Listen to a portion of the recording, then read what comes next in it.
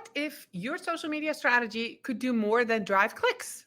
What if it could drive real, lasting change?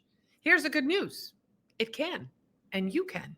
Today, I'm joined by Dr. Misha Kouzeh, global consultant, TEDx speaker, and digital changemaker, to explore how purpose driven brands use social media to create measurable social impact and what we can learn from them.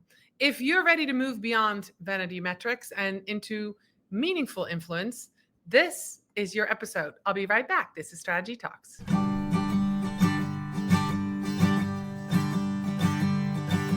Let's strategize together. Let's hear it from an expert. Join the conversation, it's informative and free. You and me, let's talk some strategy.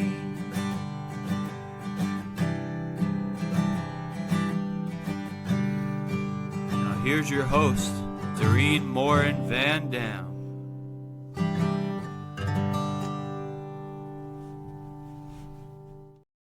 Hello, everybody. I'm super excited for this episode of Strategy Talks. I'm so glad you're here.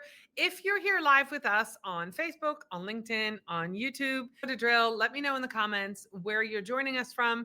And if you watch this on the replay and you have questions, we'd love to know that as well. Both myself and my guests will be happy to answer your questions. Last but not least, thank you to all of those of you who listen to Strategy Talks as a podcast. We're very excited that you're part of our community, and we want to make sure you feel welcomed. So I'm going to pull up onto the stage with me my friend Misha. How are you today? Thank you, Doreen. Thanks for having me. I'm good. How are you? Good. I am very excited to talk about this. This is a new topic right here for Strategy Talks. We haven't really talked about it very much. Maybe one or two episodes that we dove a little bit in the side view of doing social for good or on a mission, but nothing to this extent. Let's talk about it. You teach a course called Leveraging Social Media for Social Impact at University of Southern California. In your experience, what are the most underused social media levers, like features or tactics or formats, that purpose-driven brands often miss? And maybe why are they overlooked? Yeah, that's a great question. And I appreciate the opportunity to talk about it because as social media can really be a force for good. So a lot of purpose-driven brands nowadays are looking at ways to engage their communities. So Meta historically has been very good at building groups and making sure it can enhance that community. But I think one of the most overlooked things that we keep hearing about, but we don't apply, is storytelling. So when you use data to talk about sustainability issues like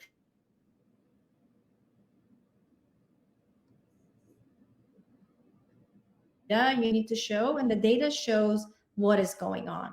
But the emotional storytelling piece connects the why. Why should we care about this? If this issue isn't affecting me or my loved ones or my community, and we say it's not happening in my backyard, why should I care? So purpose driven brands have the opportunity to tell the story about those communities and those areas of our environment that are impacted. And I think one of the great ways you can do that is, for example, if you look at Instagram, they have ways that you can drive donations. So you can actually start using some of the built-in features of the social media platforms that exist to get donations. So this is a really straightforward way when people ask me, it's not just about brand awareness and we know organic reach is declining. What can we do to drive behavior?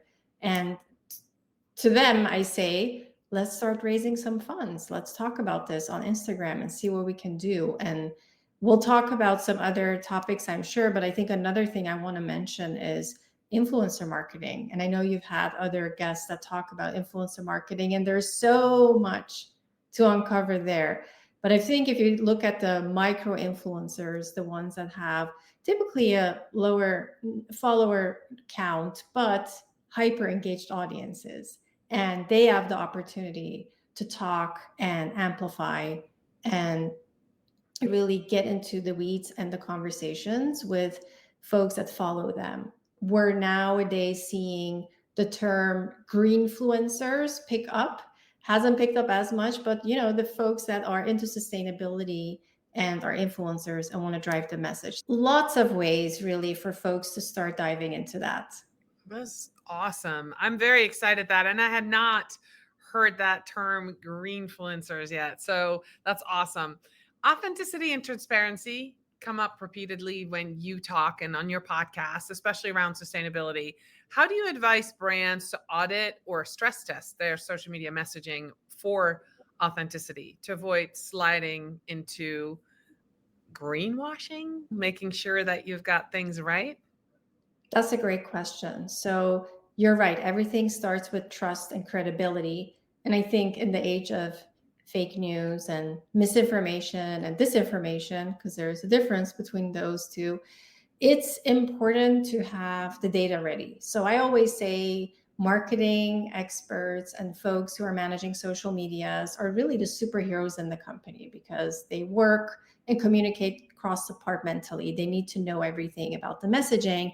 But to be candid, sustainability is pretty complex, and a lot of it is rooted in the operations department. So, in order to build trust, you need to have the data. In order to have the data, you need different departments talking to each other. So, I need folks in the marketing department to talk to folks in operations, to talk to HR, and all of these departments in the organization to make sure that they have accurate data and they can talk about it. They can say, we did really reduce our water usage by 25% over the past year. And if you are a company that has an impact report, and I'm excited to see, for example, Patagonia just last week came out with their first ever progress report. Sometimes companies call it impact reports.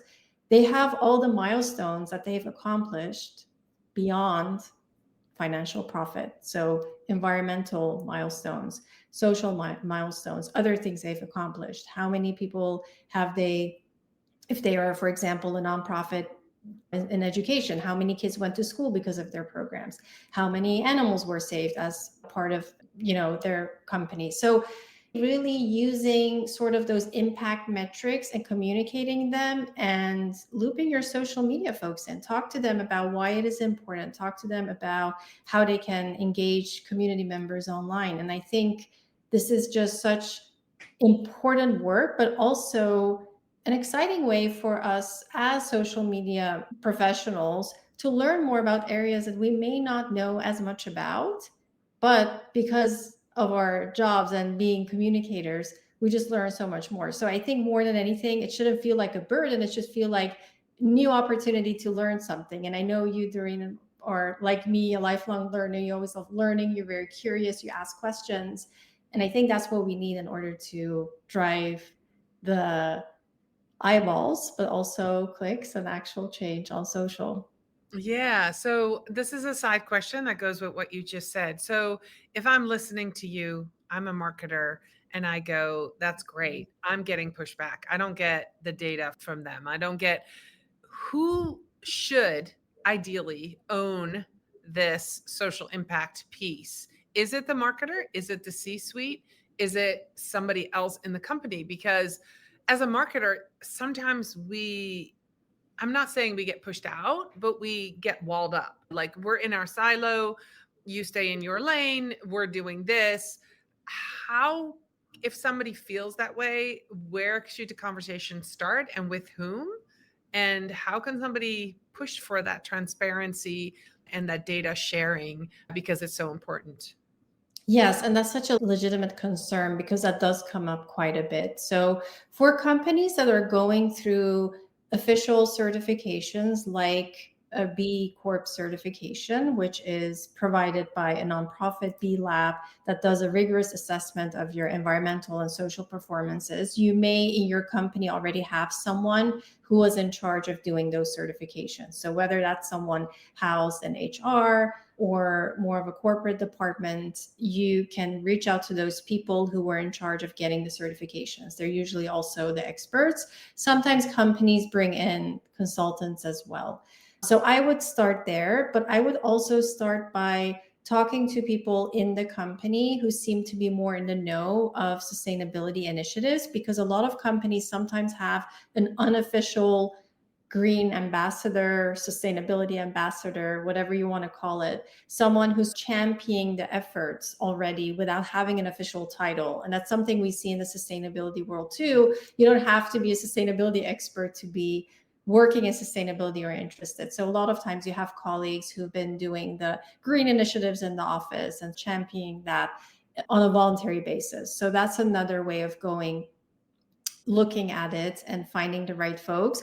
But Doreen, I would say the third way, if all doors close and all roads lead to, you need to figure it out yourself, which I know we do quite a bit as social media folks, I would say interview your community, spotlight the people who are buying from you. So if you are a Patagonia and you want to raise more awareness about the Don't Buy This Jacket campaign, back in the day, it was an iconic campaign they did to drive people to repair their jackets. And it was an anti-consumerism message. So obviously Patagonia is very interesting that way. But you could say, okay, we're going to reach out to customers who have purchased the product and have gone through the repair program, and we're going to spotlight them and highlight them. And I think we don't do that enough. I don't think we amplify the voices of our customers or community. So whether you're for profit or nonprofit, the things we're talking about today really apply to any type of entity. The B Corp certification specifically is for profits, but for profits. However, you have the most valuable people in your community sitting right there on Facebook, on Instagram, on TikTok, ready to engage with you. Why not tap into it? Oh, I love that answer. I think that is wonderful. And yeah, sometimes we get pushback from that. We don't like trying to interview a client or a potential client. There's things that go with that. But yeah, that raw story, the storytelling, highlighting the people that are actually part of your brand story, I think that is wonderful. So let's talk about the global impact of this. Both you and I are from the Netherlands, right? We both immigrated to the US.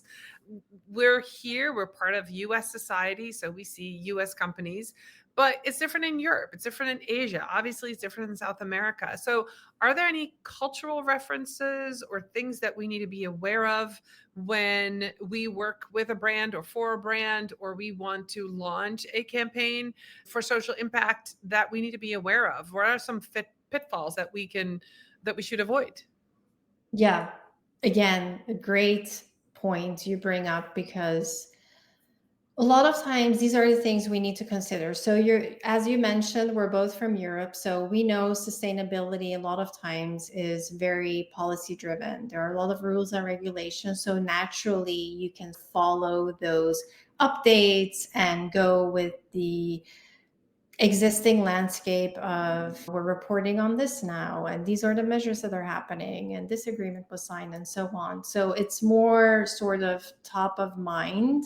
For the US, I would say it's important that the sustainability messaging is rooted in innovation and also strategy, because a lot of times if you frame sustainability or social impact as an innovation lever, as a sort of strategic advantage, you have a better chance of making it mutually beneficial for both parties. So it's really important to understand what your audiences are going to respond to. I think the typical message that would work in Europe about, yes, of course, we need to preserve the planet and preserve it for the next generations to come and plant trees, doesn't always drive well locally here in the States. So we need to talk about, okay, how is sustainability and social impact now driving innovation and AI and business growth? And what can it give all the, not only the stakeholders, but the shareholders? Because as Patagonia says, our planet is our only stakeholder, or shareholder, excuse me.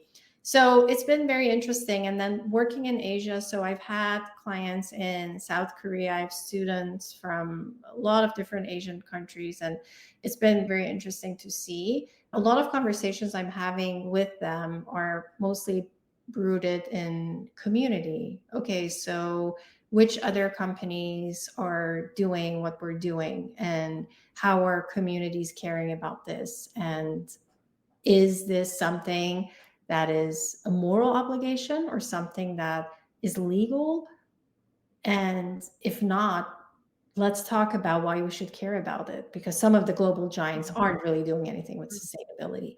So very interesting. My bread and butter, I love the cross-cultural component and figuring out, okay, how can we bridge the gaps there? But I appreciate you pointing this out, because I think a lot of times we're not aware of how important it is to know the nuances of the different regions. One of the examples I want to use, and if you're watching this, listen to this. I usually fly to Europe once a year, and I fly on American Airlines. I have Delta points, or I'll do American Airlines or whatever, but I live closer to Boston now. So the last few years, I've also had access to European airlines that fly to Boston. So I go back and I booked a flight on Lufthansa and last year, and it allowed me to make a choice whether I wanted to add an extra $169, I think, to compensate for the, I don't know what the exact word is. CO2 emissions. Yes, the emissions. And I was like, why would I pay as an American, right? Because I'm American and Dutch. I was like, why would I pay an extra $169? If I was only an American, I would have been like probably taking a screenshot and sharing it all over social media going, what the heck? But as a European, I totally get it. This is what people do. They put their money and their actions where their mind is, that mindset of, we can do this. We come from a country where a lot of people don't have a car. They ride their bikes everywhere. It's important to them. And I grew up in a household with 5 children. We just had one car and we rode our bikes everywhere. And so knowing that and understanding and how we take care of the planet, then that follows through in how businesses, nonprofits, for-profits present themselves to their audience. So I think that was a really good example that just happened to me recently, where I'm like, yeah, it really depends on where you live, because that seemed weird initially. And then I was like, wait, put your European hat on and then you get it. I think that was a good example. So let's talk about AI tools, right? So we're talking about that, influencer simulation. What is the risk? You just said social impact. We can use influencers, we can use clients, but now we've got AI who can fake all this stuff. What do we have to know? What should we be careful for? What should we not do? Yeah, I love this because there's so much to unpack there. First and foremost, I will say I've had a lot of heated conversations with people who don't believe AI and sustainability and social impact should be in the same sentence. So I would say I am someone who is challenging that, because my view is that if we can get more eyeballs, more awareness, and more interest in the causes, in the issues that are affecting our planet and our communities, I take that as a win. So a lot of people ask me, but how do we know their intentions are noble? How do we know someone authentically cares about the planet or is doing this because they want to drive a viral campaign and increase their follower count? And to them, I say, we never truly know what people's motivations are for creating content, and who am I to judge? All I'm saying is, I want more people to be talking about things that are affecting our communities locally. I want more people to talk about youth experiencing housing instability, even in our own backyard. I'm based in LA. I want people to talk about the water crisis. I want people to talk about the nutrition issues we're facing, even with school kids. I want them to know about these things. So if we have, for example, an AI powered influencer, so influencers that are completely generated by AI, digital avatars, we have a lot of them out there. One of the most well-known AI influencers called Lil Michaela. She, if we can call it she, has 2.3 million followers. She did an ad for BMW's EV model that came out a year or two ago. And her message was, we're bridging the past and the future. And with EV being the new technology, it's very clear when you look at her social media feeds that she is an AI avatar. But there are nonprofits now that have started doing campaigns with her to raise funds, for example, for leukemia patients. When you ask me what shouldn't we do, there's obviously a lot of controversy around this. So little Michaela not being a real actual human, doing a campaign on suffering from a disease is really morbid, unethical. We're seeing a lot of concerns with AI powered influencers not having the human constraints so they can work 24/7. There is body inclusivity issues. There is all these ethical concerns we have. And I talk about that with my clients and my students and colleagues in the space. At the same time, I don't want to dismiss all the progress and all the technology and all the innovation we have available.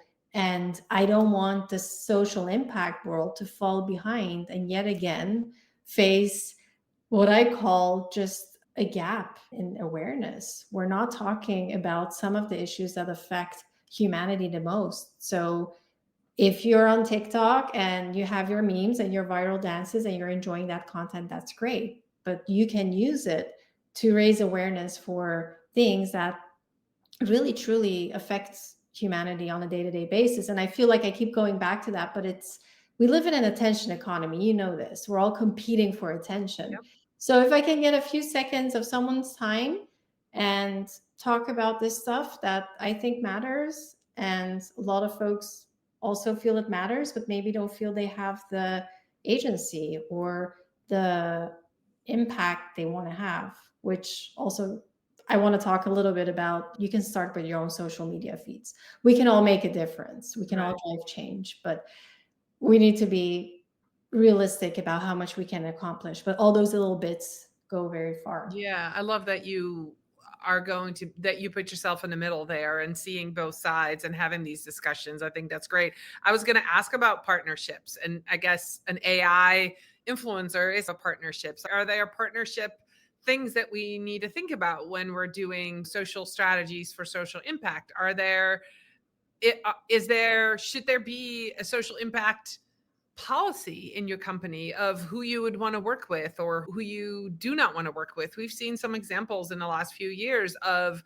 backlash of companies working with a certain influencer and then people go, "Whoa, no, we're not going to buy this anymore because you shook hands with that person." And we probably know who we're talking about, different people, and whether it's a makeup brand or a fitness brand, that's happened. And it doesn't necessarily for impact. Those campaigns might not have been for social impact, but it would also happen if you hire the wrong person for the right job. So when we think about partnerships, what are some red flags potentially, and how far do we dig or do we go in social impact policies? Is that a thing? Yeah, I would say you can make it a thing. There's a lot of SOPs and policies that you internally can create. I would say that it's not even specific to social impact, right? So when we talk about influencer marketing guidelines, I know companies have a lot of internal documents that sort of talk about the brand voice and what type of influencer or persona would be able to represent our brand, what are their values. So I know a lot of that vetting goes on automatically. I don't think personally you can ever avoid the risk of working with someone who potentially down the line may be subjected to cancel culture and may also by affiliation drag your brand down with them, or vice versa. It's also happened that the brands face backlash and then the influencers are being canceled, and sometimes it happens both sides. So I feel that it's important to have internal alignment on, okay, what types of folks would be a good fit, or if it's AI powered influencers, what are their values? What do they stand for? What are their goals? What have they done in the past? What type of brands have they partnered up with in the past? Does this feel like greenwashing where it's something that's not authentic and genuine and they're just trying to showcase their efforts as more sustainable than they are? Or is this someone who has been a advocate and a digital activist in the space who's always been partnering up with Greenpeace and other organizations. So I think if you do the research and your due diligence, you can figure out, okay, this could be a good fit. And I always say, try and work with a roster of influencers, because sometimes you want to assess their performance, the situation. There's a lot of metrics at our disposal. Like, I love brand awareness, but I would also love for a partnership to be mutually beneficial in terms of the influencer driving traffic to my website. If the call to action is check out our donation page or check out our social media impact reports and share, I want to make sure that we're driving that behavior. And if it's sales, and we have examples like Warby Parker and other companies that are doing the one-for-one model, slightly different because Warby Parker, in my opinion, perfected the Tom's shoes model, where instead of one, you buy one, they give a pair of shoes. Warby Parker said, we are going to do the one for one, but instead of giving a pair away for free, we're going to give it to a nonprofit that then trains people to do the eyewear exam. So you're empowering the local entrepreneurs, building up the economy. So rather than giving the man a fish, you're teaching them to fish. I love So, that. yeah, it's a lot of ways that you can look at that partnership, and the influencers are one way of partnering up, but you can do public-private partnerships where for-profit, nonprofit pair up, and you don't need to reinvent the wheel, Doreen. I think you and I know how much work goes into creating these partnerships on social. So if you have a nonprofit that is doing awesome work, let them do what they're good at, you do what you're good at, and you join forces. Yeah, I love that. I know we're almost at the end. I have a very quick question for you. We're almost at 2026. What are you excited about? Either a platform, a tool, or a format that's going to help move the companies that you work with or the students that you teach move forward in creating, having more social impact? And this could be a very short answer if there's anything that you're excited about.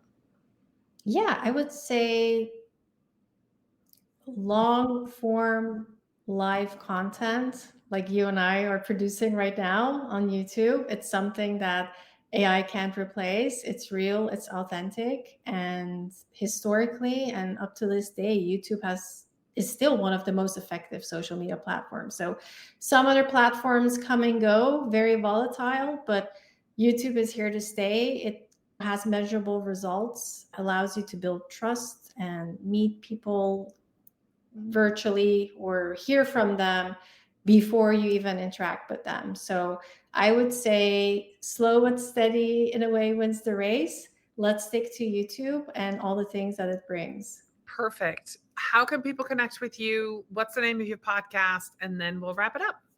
Thank you. Yes. So LinkedIn is the best way to reach me, and I'll make sure to share that with you. And I know you and I are connected. I'll put it in the show notes for sure. Yeah. And my podcast is called Social Media for Social Impact. You can listen to it on all the major podcast platforms. And I'm excited to have comments and ideas and input. If there is any topics anyone wants to hear about, please shoot me a message. I'm always happy to connect. All right. We're going to finish this up. Thank you so much for being with us today. All of you. Misha, thank you for being my guest today. I'll be back next week with another episode of Strategy Talks. Bye, everybody. Thank